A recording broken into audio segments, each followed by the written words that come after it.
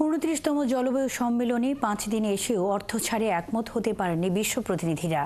দাবি আদায়ে দিন দরবার সহ আন্দোলনও চলছে কপ ভেন্যুতে। বাকি দিনগুলোতে কপ কতটা এগুবে তা জানতে আজারবাইজানের বাকু থেকে যুক্ত হচ্ছেন সহকর্মী হাবিব রহমান। হাবিব, অর্থ ছাড়ের ক্ষেত্রে কেন এত গড়িমসি এবং বিশ্ব মোড়লদের এখানে বাধাগুলো কোথায়? তম দিন চলছে। মূলত এই পথটি অনুষ্ঠিত হয় যে ক্ষতিগ্রস্ত দেশগুলো তাদের দাবি তুলে ধরে এবং দাবি থেকে একটু সেটা হলো যে অর্থ দেওয়ার বিষয় এবং সেটি কম্পেনসেশন হিসেবে ক্ষতিগ্রস্ত দেশগুলো দাবি।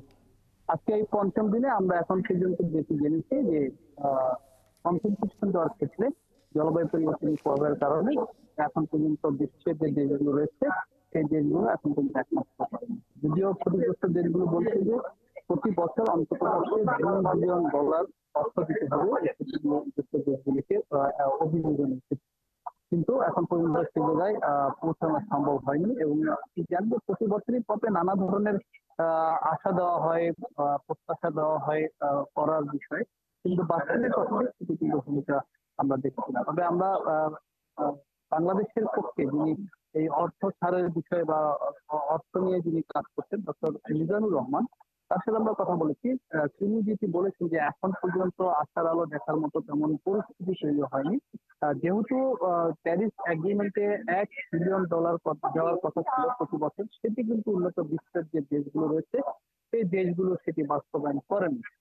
এবং পাশাপাশি এটি বলে রাখা উচিত যে উন্নত বিশ্ব দেশগুলো যেহেতু এগুলো একমত হয়নি, সেক্ষেত্রে এই অবস্থায় $2 বিলিয়ন লেস ডেভেলপমেন্ট কান্ট্রিগুলো $2 বিলিয়ন অর্থ চাচ্ছে। সেই জায়গাতেও কিন্তু এই অর্থ পাওয়ার সুযোগ খুব কম বলে মিজানুর রহমান, তিনি বাংলাদেশের অর্থ নিয়ে কাজ করছেন পাওয়ার বিষয়ে, তিনি বলেছেন যে আসলে সেটি পাওয়ার সম্ভাবনা খুবই কম।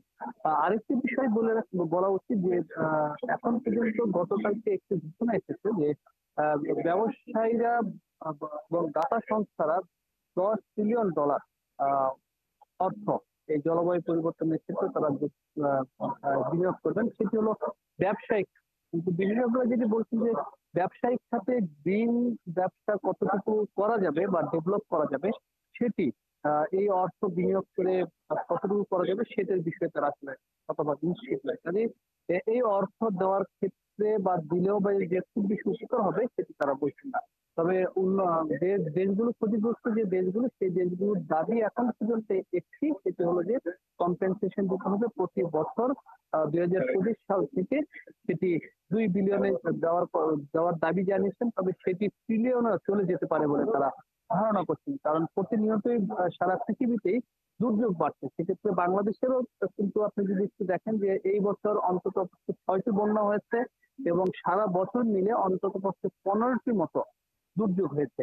কাজে এই যে দুর্যোগ বেড়ে যাওয়া, এগুলোকে মোকাবেলা করতে হলে অবশ্যই অর্থের যে বিশাল একটি অর্থ প্রয়োজন, সেটি যদি না করা যায় তাহলে কিন্তু কোনোভাবেই যে মানুষের টিকে থাকা সেটি কিন্তু সুযোগ হবে না। এবং সবকিছু মিলে কব যে প্রতি বছর আশার আলো দেখায়, তবে সেটি বাস্তবায়ন হয় না। আর সেটি এবারও হয়তো ঠিক একই রকম অবস্থায় আমরা দেখতে পাবো। মুন্নি। হাবিব, আপনি আছেন, অসংখ্য ধন্যবাদ তথ্য জানাবার জন্য। সঙ্গেই থাকবেন। আজারবাইজানের বাকু থেকে হাবিব রহমান যুক্ত ছিলেন।